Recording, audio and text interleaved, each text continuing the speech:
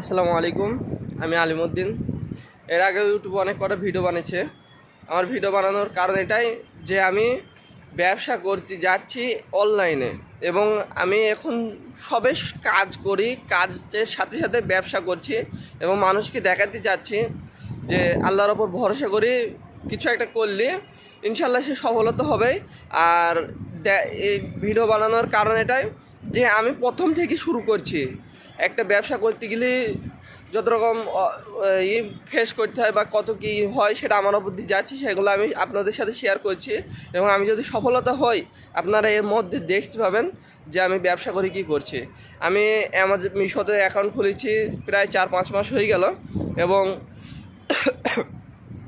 2 মাস পর এক পিস প্রথম অর্ডার এসেছিলো একটা শার্ট। তারপরে অর্ডার আসতে শুরু করে 2টো 3টি 4টি 5টা এভাবে অর্ডার আসতে শুরু করে, এবং পরবর্তীতে আমার পয়সা শেষ হয়ে যায় এবং 8 পিস মাল অলরেডি আমার আউট অফ স্টক হয়ে যায়।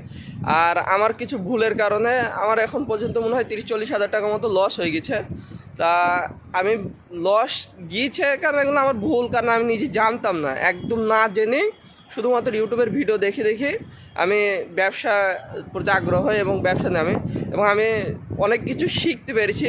এবং আমি হাল ছেড়ে দেওয়ার লোক নয় বা ছেলে নয়, আমি এখানে কাজ করি এবং কাজ করি, যেটাই আসছে সেটা আমি ব্যবসার পেছনে লাগাচ্ছি। এখন পরিস্থিতি বর্তমানে অনেক কদিন ভিডিও বানাইনি, কারণ আমার কাছে পয়সা করি শেষ হয়ে গেছে, এবং আমি যে মাল তুলবো সে পয়সাটা নেই কাছে, যার কারণে আমি ভিডিও বানাইনি। আজ ভিডিও বানানোর কারণ এটাই যে আজকে হচ্ছে 2 ফেব্রুয়ারি 2025। আমি রবিবার আমি অলরেডি কাজ করিনি, রবিবারে কাজ বন্ধ থাকে আমার। তা আমি এখানে শুয়েছিলাম, তা ঘুম থেকে উঠে আমি মিশো প্ল্যান ওপেন করি, দেখছি যে আমার রোজ হয়তো 1-2টো করে অর্ডার আসছিলো, সেই জায়গায় হুটুস করে দেখছি 43টা অর্ডার। আমি তো অবাক যে 43টা অর্ডার, আর আমার ঘুমও ভেঙে গেছে সাথে সাথে। তা কী কী অর্ডার এসছে আমি দেখাচ্ছি, এবং আমি বলতে চাচ্ছি যে ব্যবসা করলে আল্লাহর ওপর ভরসা রাখতে হবে এবং অত্যন্ত ধৈর্য ধরতে হবে ব্যবসার, অত্যন্ত ধৈর্য। কারণ আমারও পরিস্থিতি এতটাই খারাপ হয়ে গিয়েছিল যে আমি খুব চিন্তা ভাবনা করছিলাম কী করব।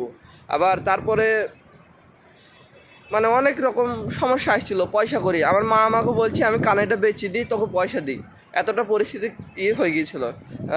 তা আলহামদুলিল্লাহ এখন কাজ করি, পয়সা গুনে সব ঠিকঠাক করে ফেলছি। আর এখন বর্তমানে পয়সা করে নিয়ে যে মাল তুলবো, তা আমি ড্রেস বানাবো, জামা বানাবো, কথা বললাম আজকেই। তা বানানোর জন্য 75 টাকা খরচা হবে, আর কাপড়ের হয়তো 60-70 টাকা এরকম খরচা হতে পারে, যেহেতু আমি সুরাটে থাকি আর এখানে কাপড়ের দাম অলরেডি অনেকটাই কম। তা আমি আপনাদেরকে বলবো পরবর্তীতে যে আমি কোথায় থাকি এবং কিভাবে ভিডিও বানাচ্ছি, কিভাবে কাজ করছি এবং কোথায় রান্না বান্না করি, কিভাবে আমি মানে কত কষ্টতে বা কিভাবে নিজেকে এই সময়তে ফেস করে আছি। আমার মামারা অনেকজনে কাজ করে সুরাটে, কিন্তু আমি তাদের থেকে আলাদা হয়ে অন্য এক জায়গায় এসে কাজ করছি, যাতে আমি অনলাইনে কাজ একা ভালোভাবে করতে পারি। মানে আমার অপর দিয়ে যেসব জন্য যাচ্ছি তাতে যেন কেউ মজা হাসি না উড়াইতে পারে, মানে কেউ যেন, আমি কথা বলতে পারছি না বা ইউটিউবে ভিডিও বানানো অতটা তো মানে অভ্যাস নেই, তো যার কারণে আমি ক্যামেরার সামনে ভালোভাবে কথা বলতে পারছি না। তা যাতে কেউ আমার ওপর না হাসে সে কারণে আমি সবার থেকে আলাদা হয়ে আছি এবং চুপে মানে গোপনের সাথে বা একাকিত্বভাবে কাউকে কিছু বুঝতে দিইনি। যতই অসুবিধা যে ফেস হয় সব নিজের ওপর দিয়ে চলে যায়।